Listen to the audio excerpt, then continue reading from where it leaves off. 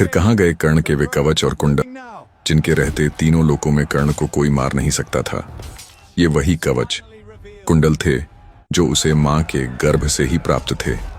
कहा जाता है जब इंद्रदेव ने कर्ण से ये कवच कुंडल दान में लिए तो देवताओं के मना करने पर वे इन्हें स्वर्ग नहीं ले जा पाए, जिसके कारण इन कवच कुंडलों को पृथ्वी पर ही एक गुप्त स्थान में छुपा दिया गया। और कहा जाता है कलयुग के अंत में भगवान कल की इन्हीं कवच कुंडलों को धारण करेंगे। और क्या आप जानते हैं, जब पूरी सेनाएं थक कर सो जाती थीं, तब भी कुरुक्षेत्र में एक योद्धा जागता रहता था। एक ऐसा योद्धा जिसकी आंखों ने नींद को कभी छुआ ही नहीं। और कहा जाता है आज भी इसी कलयुग में वह अपने घावों को लेकर भटक रहा है, अपनी मुक्ति की तलाश में। और एक ऐसा योद्धा जो उम्र में सबसे अधिक वृद्ध था, लेकिन शक्ति में सबसे भयावह। कहा जाता है वह इतना बूढ़ा था कि उसकी चमड़ी उसके पूरे चेहरे को ढक लेती थी, लेकिन जब वह अपने हाथी पर युद्ध भूमि में आता था तो पांडवों के हृदय में डर पैदा हो जाता था। क्या आप जानते हैं कि महाभारत के बाद भगवान कृष्ण की नारायणी सेना कहाँ गई? वह सेना जिससे स्वयं ब्रह्मा तक सावधान रहते थे। वह सेना जब युद्ध में उतरती थी तो उसका एक ही परिणाम होता था, या तो जीत या मृत्यु। और क्या सच में कौरवों और पांडवों के युद्ध के पीछे सबसे बड़ा हाथ उनके शकुनी मामा का ही था। और महाभारत में ऐसे ऐसे योद्धा थे जो एक ही क्षण में पूरा युद्ध समाप्त कर सकते थे, फिर भी वे उस युद्ध में नहीं उतरे। आखिर क्यों यह युद्ध 18 दिन चला? क्यों महाभारत में 18 पर्व हैं? और क्यों युद्ध के अंत में सिर्फ 18 योद्धा जीवित बचे? तो चलिए मित्रों, कमेंट में जय श्री कृष्ण लिखकर इस अद्भुत और खतरनाक यात्रा को शुरू करते हैं। महाभारत जिसकी रहस्यमयी कथाएं आज भी सुनने वाले को एक अनोखी दुनिया में ले जाती है। 18 दिन का वो युद्ध जिसने स्वयं भगवान कृष्ण को अपना विराट रूप दिखाने पर विवश कर दिया था। नंबर 1 पर आता है महाभारत का वह योद्धा जो आज कलयुग में भटक रहा है। महाभारत के युद्ध में जब रात का अंधेरा गहराने लगता था, जब घायल सैनिक कराहते हुए धरती पर पड़े रहते थे और जब दोनों सेनाएं थक कर सो जाती थीं, तब भी एक योद्धा था जिसकी आंखों ने नींद को कभी छुआ ही नहीं। वह जागता और युद्ध की रणनीति तैयार करता रहता, जो आज भी अपनी एक गलती के कारण अनेकों गांव लेकर घूम रहा है। उसका नाम था अश्वत्थामा। लेकिन बहुत कम लोग जानते हैं कि जिस योद्धा को नींद नहीं आती थी, उसका जन्म ही सामान्य नहीं था। कहा जाता है जब अश्वत्थामा ने इस संसार में पहली बार आंखें खोलीं तो उसके मुंह से बालकों की तरह रोने की आवाज नहीं निकली। उसकी चीख घोड़े जैसी थी, तेज, कर्कश और भय पैदा करने वाली। यही कारण था कि उसका नाम पड़ा अश्वत्थामा। द्रोणाचार्य ने उसे अपने सीने से लगाया, लेकिन उसी क्षण अर्षियों ने चेतावनी दी, यह बालक असाधारण है, इसका जीवन संघर्ष, क्रोध और पीड़ा से भरा होगा। कहा जाता है उसके मस्तक में जन्म से ही एक दिव्य मणि थी। वह मणि सिर्फ आभूषण नहीं थी, वह उसकी शक्ति थी। उसी मणि के कारण अश्वत्थामा को भूख नहीं लगती थी, प्यास नहीं लगती थी और नींद कभी आती ही नहीं थी। वह दिनों दिन और अधिक शक्तिशाली होता गया। कहा जाता है उसकी शक्ति कई महारथियों से अधिक थी। वह अस्त्र शस्त्र में निपुण था, शारीरिक रूप से अत्यंत बलवान था। कहा जाता है कि अश्वत्थामा केवल एक योद्धा नहीं था, वह भगवान शिव का घोर उपासक भी था। उसका उग्र स्वभाव, उसका भयानक क्रोध और उसकी विनाशकारी शक्ति शिव के रुद्र तत्व से जुड़ी मानी जाती है। वह शिव का पूर्ण अवतार नहीं था, लेकिन माना जाता है कि उसमें शिव के रुद्र अंश का वास था। इसी कारण वह साधारण योद्धाओं से कहीं अधिक शक्तिशाली था। लेकिन उसकी सबसे बड़ी कमजोरी थी उसका क्रोध। जब युद्ध के बीच द्रोणाचार्य का वध हुआ तो अश्वत्थामा के भीतर एक योद्धा नहीं, एक टूट चुका पुत्र जाग उठा। उसके लिए उस क्षण धर्म, नियम और मर्यादा सब समाप्त हो चुके थे। रात के अंधेरे में उसने सोते हुए पांडवों के पुत्रों का वध कर दिया और वहीं से उसके पतन की शुरुआत हो गई। इसके बाद अश्वत्थामा ने वह निर्णय लिया जिसे कोई भी साधारण योद्धा नहीं ले सकता था। उसने ब्रह्मास्त्र का प्रयोग किया, लेकिन बहुत कम लोग जानते हैं कि अश्वत्थामा को ब्रह्मास्त्र को वापस लेना नहीं आता था। जब उसने वह अस्त्र छोड़ा, कुरुक्षेत्र के युद्ध क्षेत्र पर नहीं, बल्कि पांडवों की वंश परंपरा को समाप्त करने के लिए अभिमन्यु की पत्नी उत्तरा के गर्भ की ओर चलाया था, तो उसे स्वयं एहसास हो गया कि उसने अत्यंत भयानक गलती कर दी है।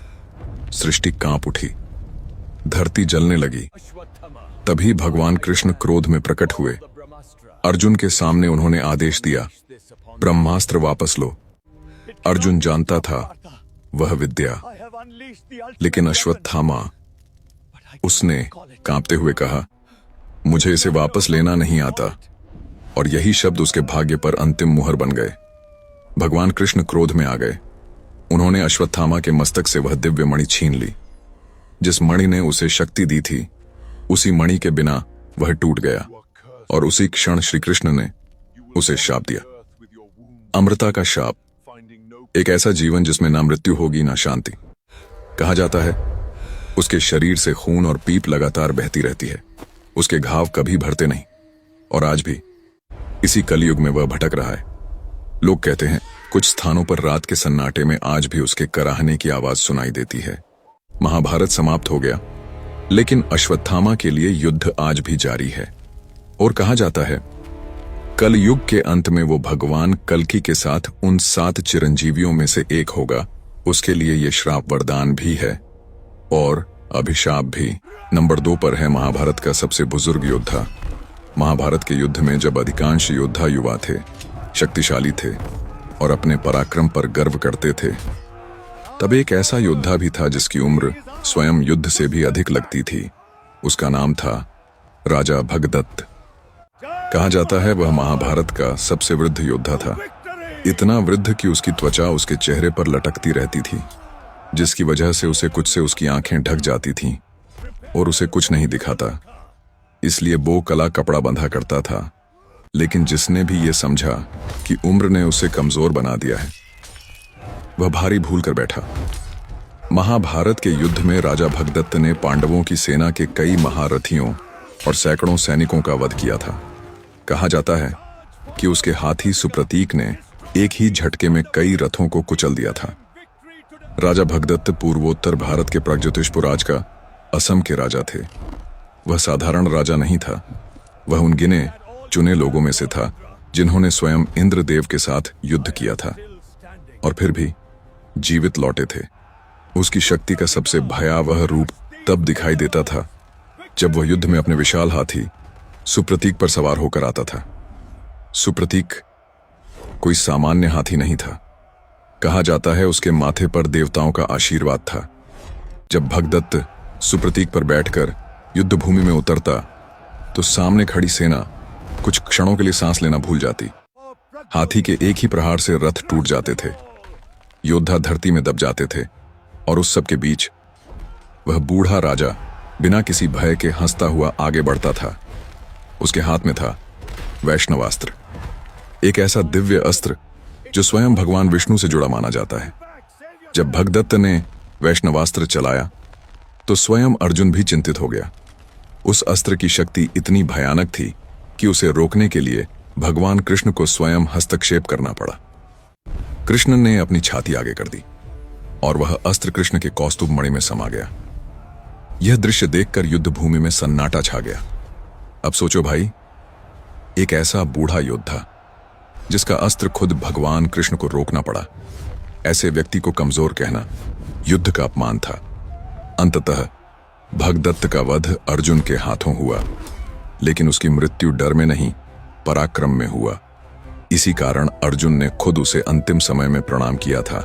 राजा भगदत्त इस बात का प्रमाण था कि युद्ध में उम्र नहीं, अनुभव सबसे खतरनाक हथियार होता है। महाभारत में कई योद्धा महान थे, लेकिन कुछ ऐसे भी थे जिनका नाम सुनकर आज भी रोंगटे खड़े हो जाते हैं, और भगदत्त उनमें से एक था। नंबर 3, कर्ण के पास कवच कुंडल कैसे आए और अब ये कहां है? कर्ण का जन्म केवल एक बालक का जन्म नहीं था, यह उस समय का आरंभ था जब स्वयं भाग्य एक नए मोड़ पर मुड़ने वाला था। यह कथा उस समय की है जब कुंती अब भी अविवाहित थीं और राजमहल की मर्यादाओं में बंधी हुई थीं। युवा कुंती ने आर्षि दुर्वासा की निष्ठा से सेवा की थी। उनकी तपस्या और सेवा से प्रसन्न होकर आर्षि ने उन्हें एक अद्भुत मंत्र दिया, एक ऐसा मंत्र जिसकी शक्ति से कोई भी देवता धरती पर बुलाया जा सकता था। दुर्वासा ने कहा था, इस मंत्र का प्रयोग केवल आवश्यकता पड़ने पर करना, लेकिन जिज्ञासा और युवा मन की उत्सुकता, कुंती ने उस मंत्र की परीक्षा लेने का निर्णय लिया। उन्होंने सूर्य देव का आह्वान किया। अगले ही क्षण आकाश में तेज प्रकाश फैल गया। सूर्य देव स्वयं मानव रूप में धरती पर प्रकट हुए। कुंती भय से कांप उठी। उन्होंने कहा, हे देव, मैंने तो केवल मंत्र की शक्ति देखनी चाहिए थी।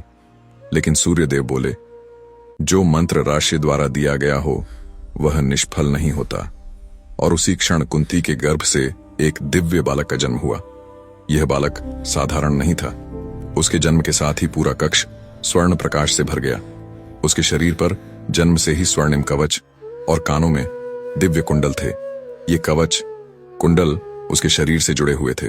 कहा जाता है, जब तक ये कवच कुंडल उसके शरीर पर थे तब तक तीनों लोकों में कोई भी शक्ति उसका वध नहीं कर सकती थी। यह सूर्य देव का वरदान था, लेकिन जहां देवताओं का वरदान था वहीं मनुष्यों का भय भी था। कुंती मां थीं, लेकिन समाज के भय से बंधी हुई थीं। राजमहल की मर्यादा, लोक, लाज और भविष्य का डर, इन सब ने एक मां को अपना हृदय पत्थर करने पर मजबूर कर दिया। आंखों में आंसू, हाथ कांपते हुए कुंती ने उस नवजात बालक को एक टोकरी में रखा और उसे नदी के प्रवाह के सुपुर्द कर दिया। कहा जाता है, जब टोकरी नदी में बह रही थी तो सूर्य की किरणें उस बालक के कवच पर पड़कर नदी को भी स्वर्णिम बना रही थीं। नदी बहती रही, लेकिन नियति उस बालक को मरने नहीं दे सकती थी। उसी नदी किनारे रथ चलाने वाले अधिरथ को वह टोकरी मिली। उसकी पत्नी राधा ने उस बालक को गोद में उठाया और उसी क्षण एक देवपुत्र एक साधारण सूत पुत्र बन गया। उसका नाम रखा गया कर्ण। उस परिवार ने ही उसका पालन पोषण किया। कुंती ने उसे त्याग दिया, लेकिन भाग्य ने उसे चुन लिया, क्योंकि जिसके साथ कवच कुंडल जन्मे हो उसका जीवन साधारण नहीं हो सकता। और यही कवच कुंडल एक दिन उसकी सबसे बड़ी शक्ति भी बने और उसकी सबसे बड़ी परीक्षा भी। ये कोई साधारण कवच कुंडल नहीं थे। महाभारत के ऋषि मुनि कहते हैं, जब तक कर्ण के पास ये कवच कुंडल थे उसे तीनों लोकों में कोई नहीं मार सकता था। ये कोई साधारण अस्त्र नहीं थे। इन कवच कुंडल की कथा सतयुग से जुड़ी मानी जाती है। सत्य युग का समय था। धरती पर धर्म अपने चरम पर था, लेकिन उसी समय एक ऐसा राक्षस भी था जिसे कोई पराजित नहीं कर सकता था। उस राक्षस का नाम कथाओं में अलग अलग मिलता है, लेकिन उसे जाना जाता था सहस्रकवच, अर्थात 1000 कवचों वाला। उसने घोर तपस्या की थी। उसकी तपस्या से ब्रह्मांड कांप उठा। प्रसन्न होकर ब्रह्मा ने उसे वरदान दिया, तुझे 1000 दिव्य कवच प्राप्त होंगे। एक कवच टूटेगा तो दूसरा स्वयं उत्पन्न होगा। यही वरदान उस राक्षस को अजेय बना गया। देवता, अर्षि, यहां तक कि इंद्र भी उससे भयभीत हो गए। जब भी कोई देव उस पर अस्त्र चलाता, कवच टूटता और अगले ही क्षण नया कवच प्रकट हो जाता। अंततः देवताओं ने बद्रिकाश्रम में तपस्या कर रहे नर और नारायण की शरण ली। नर, नारायण भगवान विष्णु के अंश थे। उन्होंने शस्त्र नहीं उठाए। उन्होंने कहा, यह युद्ध शक्ति से नहीं, धैर्य से जीता जाएगा। नर, नारायण ने सहस्त्र कवच को युद्ध के लिए ललकारा। युद्ध शुरू हुआ। हर प्रहार पर एक कवच टूटता और हर बार दूसरा कवच उत्पन्न हो जाता। दिन बीते, वर्ष बीते। कहा जाता है यह युद्ध 1000 वर्षों तक चला। नर नारायण एक एक कर हर कवच को तोड़ते गए और जब अंतिम कवच टूटा तो सहस्र कवच भूमि पर गिर पड़ा। मरते समय उस राक्षस ने कहा, मेरे कवच नष्ट नहीं होंगे, वे समय में फिर जन्म लेंगे। नर नारायण ने उत्तर दिया, ये शक्ति अधर्म के लिए नहीं, धर्म की परीक्षा के लिए फिर लौटेगी। युग बदले।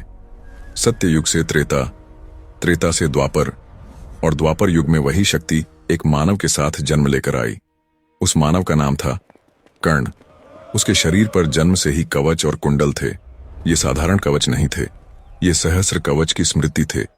इसीलिए जब तक कर्ण के शरीर पर वे कवच कुंडल थे तब तक कोई भी उसे मार नहीं सकता था। मित्रों, कर्ण अपने आप में महान रहा कहा जाता है, उसके दुख का वर्णन शब्दों में कहना असहमर्थ है, क्योंकि जिसने जन्म लेते ही अपनी मां को खो दिया, जिसने शिक्षा प्राप्त करते ही गुरु को खो दिया, जिसने सेवा करने के बाद भी श्राप पाया, जिसे सूत पुत्र बोलकर पूरे समाज ने नकारा, इतना सब होने पर भी रणभूमि में अपनी पूरी शक्ति लगाने वाला कर्ण कोई साधारण योद्धा तो नहीं माना जा सकता।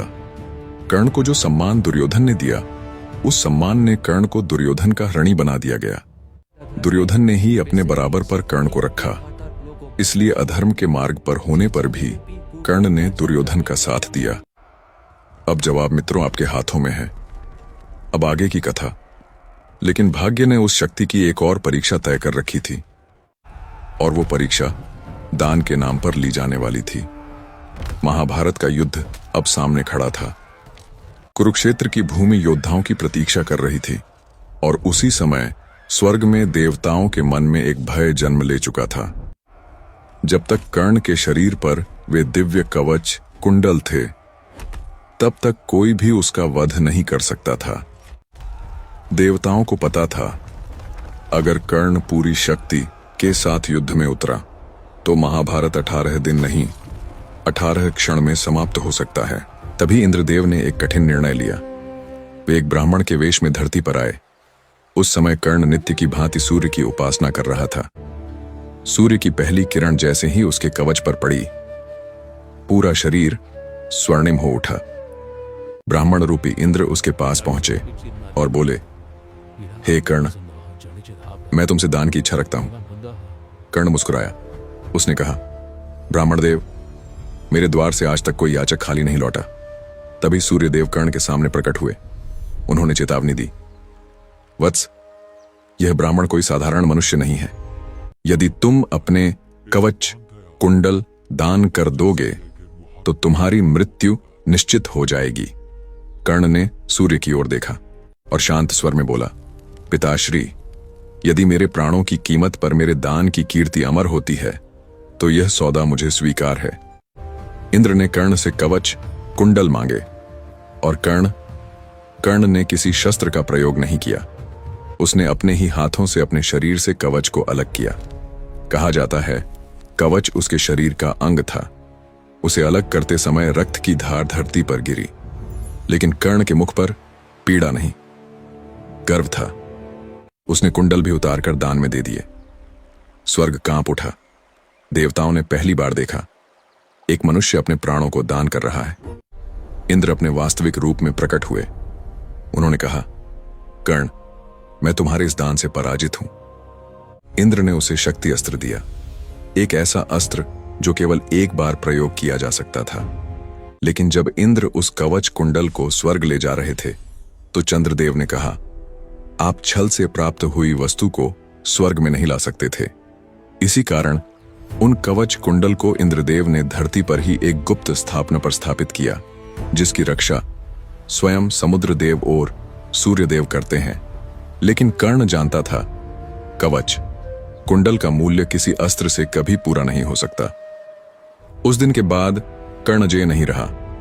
दानवीर कर्ण की मृत्यु किसी साधारण युद्ध में नहीं हुई। वह मारा गया न तो शक्ति की कमी से, न ही वीरता की हार से। कर्ण की मृत्यु तब हुई जब उसका रथ धरती में धंस गया, जब उसका दिव्य अस्त्र निष्क्रिय हो गया, और जब सामने उसका अपना धर्म खड़ा था। जिस योद्धा को कवच कुंडल के रहते कोई नहीं मार सकता था, वह योद्धा निहत्था खड़ा था। और तभी इतिहास का सबसे विवादित बाण छोड़ा गया। यही थी दानवीर कर्ण की मृत्यु, जो आज भी धर्म और अधर्म के बीच सबसे बड़ा प्रश्न है। लेकिन वह इतिहास का सबसे महान दानवीर बन गया, और यही कारण है आज भी कवच कुंडल नष्ट नहीं हुए।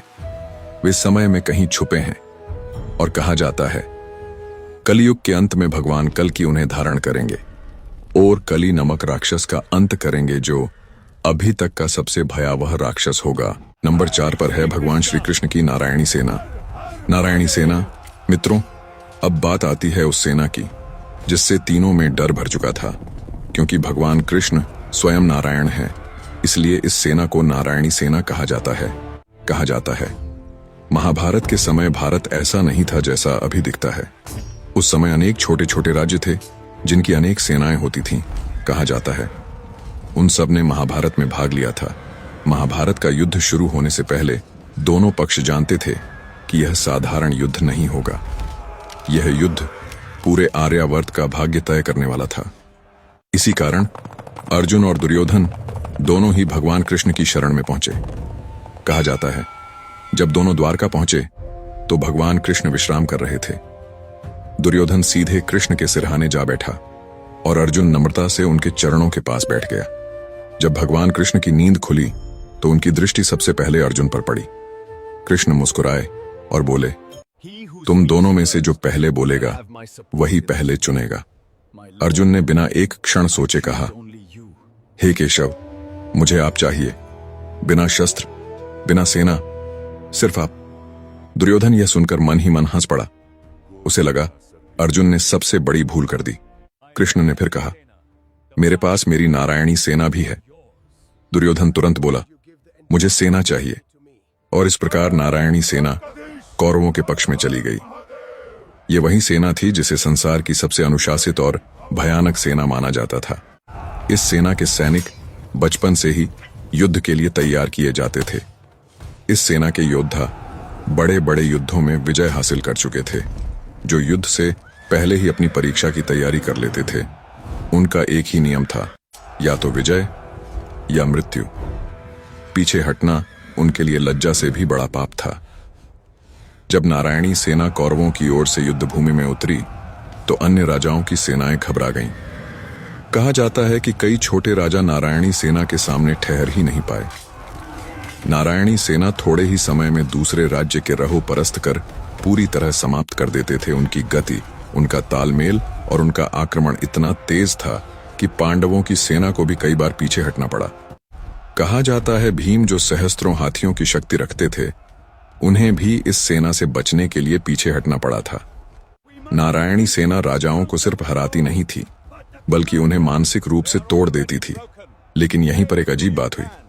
इतनी शक्तिशाली सेना होने के बावजूद कौरव पक्ष धीरे धीरे कमजोर पड़ने लगा। क्यों? क्योंकि नारायणी सेना भगवान कृष्ण के बिना थी। कृष्ण शरीर से पांडवों के साथ थे और मन, बुद्धि, रणनीति सब कुछ पांडवों के साथ। कृष्ण ने शस्त्र नहीं उठाए, लेकिन उन्होंने युद्ध को चलाया। जहां नारायणी सेना बल से लड़ रही थी, वहीं कृष्ण बुद्धि से। एक ओर हजारों सैनिकों की ताकत, दूसरी ओर एक ही मनुष्य की रणनीति।